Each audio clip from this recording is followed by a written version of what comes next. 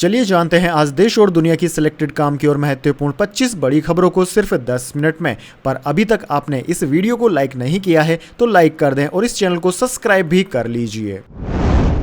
AstraZeneca की corona vaccine से heart attack का खतरा, ब्रिटिश कंपनी ने कोर्ट में माना। भारत में इसी फार्मूले से बनी कोविशील्ड के 175 करोड़ डोज लगाए गए। जी हां दोस्तों, ब्रिटेन की फार्मा कंपनी एस्ट्राजेनेका ने माना है कि उनकी कोविड-19 वैक्सीन से खतरनाक साइड इफेक्ट्स हो सकते हैं। हालांकि ऐसा बहुत रेयर यानी कि दुर्लभ मामलों में ही होगा। एस्ट्राजेनेका का जो फार्मूला था उसी से भारत में सीरम इंस्टीट्यूट ने कोविशील्ड नाम से वैक्सीन बनाई है। ब्रिटिश मीडिया टेलीग्राफ की रिपोर्ट के मुताबिक एस्ट्राजेनेका पर आरोप है कि उनकी वैक्सीन से कई लोगों की मौत हो गई, वहीं कई अन्य को गंभीर बीमारियों का सामना करना पड़ा है। कंपनी के खिलाफ कोर्ट में 51 केस चल रहे हैं। पीड़ितों ने एस्ट्राजेनेका से करीब 1000 करोड़ का हर्जाना मांगा है।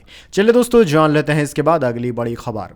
Amit Shah fake video case, Ahmedabad से 2 गिरफ्तार। तेलंगाना सीएम समेत 8 राज्यों के 16 लोगों को समन, कल दिल्ली में पेश होंगे। जी हां दोस्तों, Amit Shah fake video case में मंगलवार 30 मई को गुजरात के अहमदाबाद से 2 लोगों को गिरफ्तार कर लिया गया। एक आरोपी कांग्रेस विधायक जिग्नेश मेवाड़ी का पीए और दूसरा आम आदमी पार्टी कार्यकर्ता है। इस केस में सोमवार 29 अप्रैल को भी असम से भी एक आरोपी को गिरफ्तार किया गया था। वहीं दोस्तों, दिल्ली पुलिस की unit intelligence influence and strategic operation ने इस मामले में 16 लोगों को समन भेजा है। यह सभी 7-8 राज्यों से हैं। तेलंगाना के सीएम रेवंत रेड्डी को 29 अप्रैल को ही समन भेजा जा चुका है। इन सभी लोगों को 1 मई को दिल्ली में IFSO यूनिट में पेश होना होगा। चलिए दोस्तों जान लेते हैं इसके बाद अगली खबर।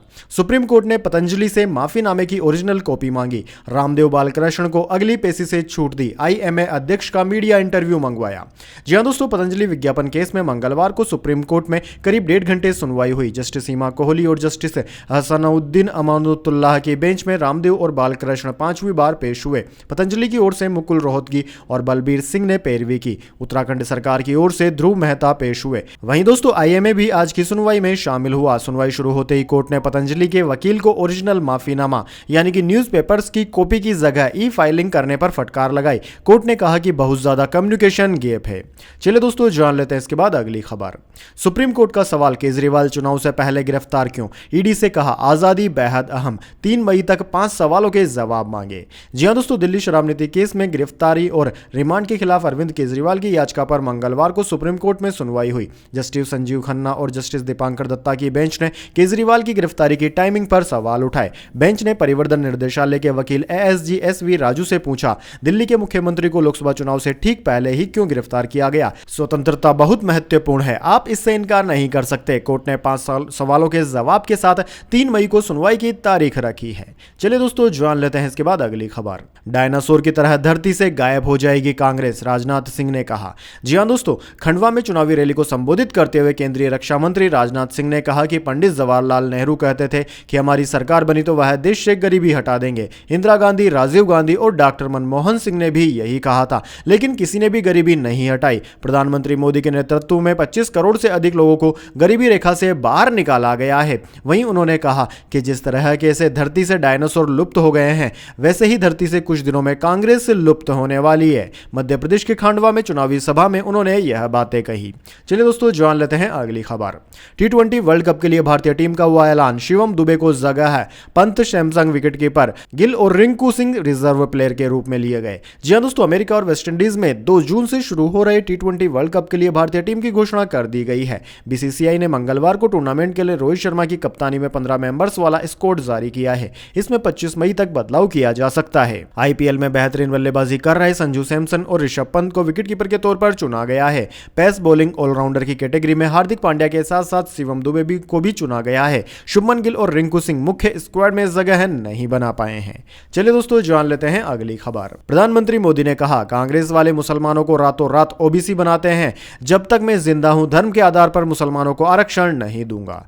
जी हां दोस्तों, तेलंगाना के संगारेड्डी में मंगलवार को प्रधानमंत्री मोदी ने कहा कि कांग्रेस वाले मुसलमानों को रातों रात OBC बना देते हैं। हमारे तेलंगाना में जो लिंगायत मराठा समाज के लोग हैं, उनमें 26 जातियां ऐसी है जो OBC में जाने की मांग कर रही है। लंबे समय से इस पर चर्चा चल रही है। कांग्रेस वालों को मराठा, लिंगायत इन 26 जातियों को OBC बनाना मंजूर नहीं है। जब तक मैं जिंदा हूं SC एसटी और ओबीसी की कीमत पर धर्म के आधार पर मुसलमानों को आरक्षण नहीं देने देंगे। प्रधानमंत्री मोदी मंगलवार को महाराष्ट्र और तेलंगाना के दौरे पर हैं।